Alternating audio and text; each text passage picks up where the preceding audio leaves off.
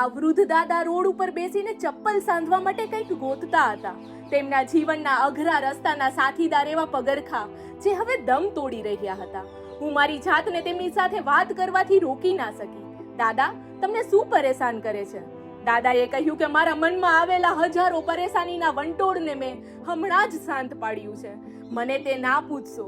હું પોતે મારી વાર્તાથી દૂર ભાગી રહ્યો છું. આ સરળ નિવેદને મારા હૃદયને વીંધી નાખ્યું.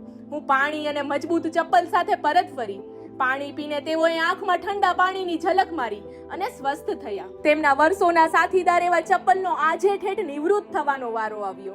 મેં તેમના ખિસ્સામાં થોડા પૈસા મૂક્યા ત્યારે કડવા સ્મિત સાથે તેમણે કહ્યું, એક દિવસ જો આપણે ફરી મળીશું તો મને આશા છે કે હું તમને મારી વાર્તા કહેવાની હિંમત કરીશ. જતા જતા મેં હળવાશથી જવાબ આપ્યો, દાદા, તમારે તમારી વાર્તા પહેલા તમારી જાતને જણાવવાની જરૂર છે. તે કદાચ બહાદુરી ભર્યું પગલું હોઈ શકે.